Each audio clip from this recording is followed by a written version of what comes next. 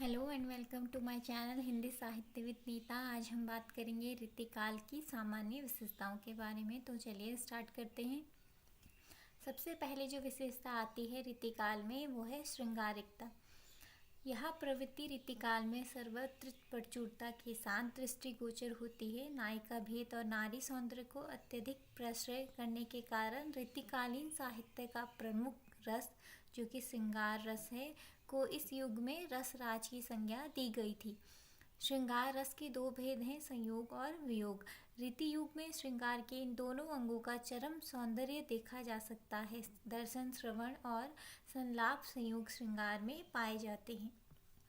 Next विशेषता देखेंगे, ऋतु वर्णन।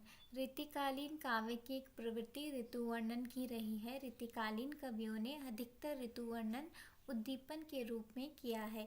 ऋतु वर्णन के साथ साथ ऋतु विशेष में होने वाली क्रीड़ाओं, मनोविनोदों, वस्त्राभूषणों, उल्लासों की भरपूर व्यंजना कवियों ने की है।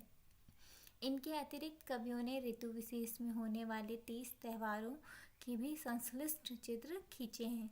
इसका एक उदाहरण देखेंगे।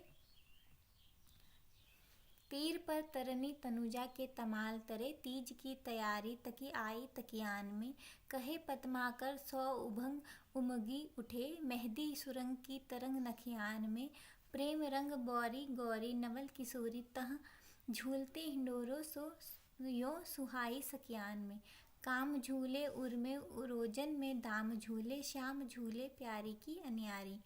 ये थे ऋतु वर्णन का एक उदाहरण। नेक्स्ट विशेषता देखेंगे, नायकी भेद वर्णन।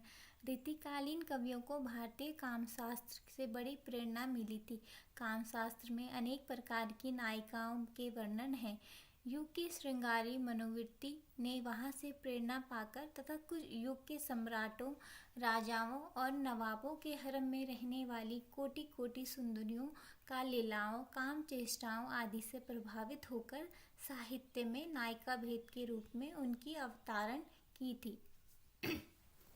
नेक्स्ट विशेषता देखेंगे, नक्सिक वर्णन। ऋतुकालीन में कवियों के सामने नारी का एक ही रूप था और वह था विलासिनी प्रेमिका का।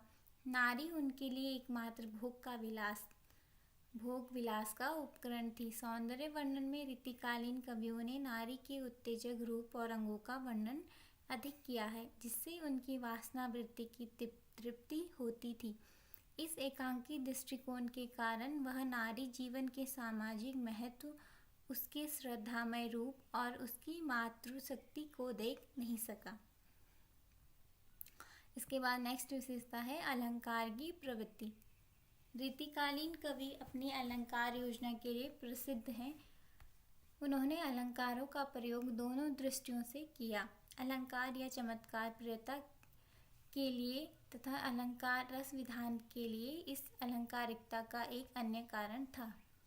नेक्स्ट विशेषता देखेंगे, ब्रज भाषा की प्रधानता। ब्रज भाषा इस युग की प्रमुख साहित्यिक भाषा है। यह काल ब्रज भाषा की चरमोन्नति का काल है। इस समय ब्रज भाषा में विशेष निखार और प्रांजलता का समावेश हुआ और भाषा में इतनी प्रौढ़ता आई कि भारतेंदु काल तक कविता क्षेत्र में इनका एकमात्र आधिपत्य रहा और आगे के समय भी इसके प्रति मोह बना रहा। नेक्स्ट विशेषता है लक्षण ग्रंथों का निर्माण। ऋतुकाल में कवि कर्म और आचार्य कर्म एक साथ चलते रहे। ऋतुमुक्त कवियों को छोड़कर प्राय रस काल के सभी कवियों ने लक्षण ग्रंथों का निर्माण किया। इस युग में ऋतु ग्रंथों की रचना मुख्य रूप से 3 दृष्टियों से की गई। इनमें प्रथम दृष्टि तो मात्र ऋतु कर्म की है। इसमें काव्यनक विशेष का परिचय कराना ही कवियों का मुख्य उद्देश्य रहा। जसवंत सिंह का भाषा भूषण ऐसा ही ग्रंथ है। द्वितीय प्रवृत्ति में ऋतु कर्म और कवि का समान महत्व रहा है। तृतीय प्रवृत्ति के अंतर्गत लक्षणों को महत्व नहीं दिया गया। नेक्स्ट विशेषता देखेंगे, मुक्तक शैली का प्राधान्य।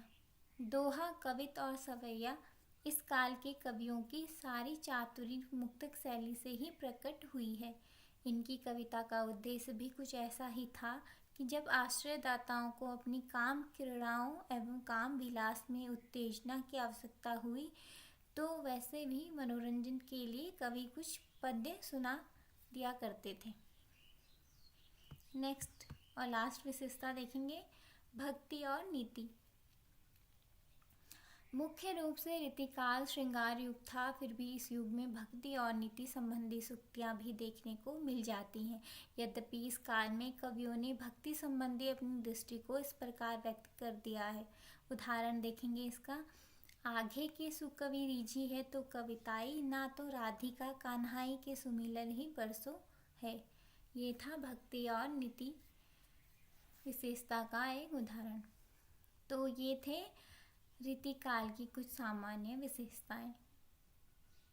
Thanks for watching.